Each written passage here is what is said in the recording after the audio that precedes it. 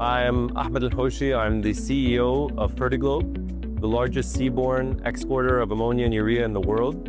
We sell to just over 40 countries globally, and we have production in Egypt, as well as in Algeria and in Abu Dhabi in the United Arab Emirates. The use of hydrogen in the future to decarbonize hard-to-abate sectors, one of the key challenges is going to be how to move that hydrogen over long distances.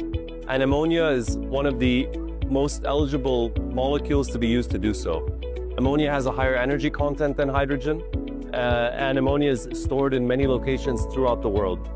Also, when ammonia is combusted, if it's used for its hydrogen content, it has no carbon atom. So unlike hydrocarbons, it produces no CO2 upon combustion, so no Scope 3 emissions.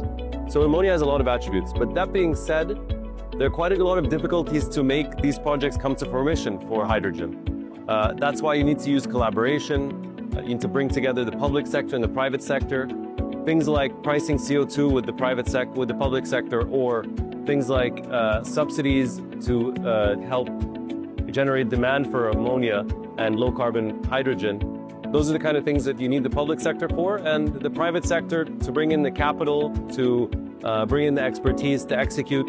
Those are some of the key areas of focus where you have to bring in both the public and private sector to promote it. So the Middle East is undoubtedly going to play a major role in the global hydrogen economy. And what we're doing is just following the same story we saw for hydrocarbons. Middle East is a major exporter of hydrocarbons, whether it's oil, gas, refined products like diesel or LPG, or otherwise, marine fuels. In the future, as we're looking to decarbonize a lot of the hard-to-abate sectors, those same consumers, those same importers will be looking towards the Middle East to supply them with hydrogen. And ammonia will be the key way to move that hydrogen.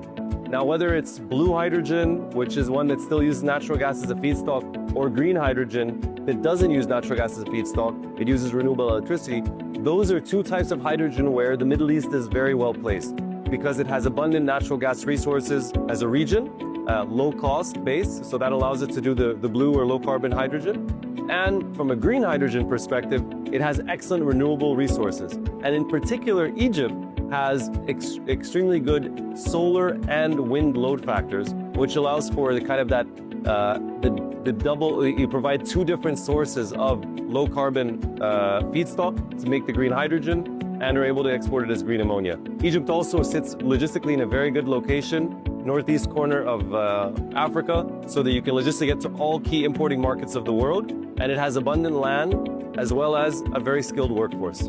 Yeah, Fertiglobe has a major presence in Egypt already. We're one of the leading exporters and dollar generators for the Egyptian economy.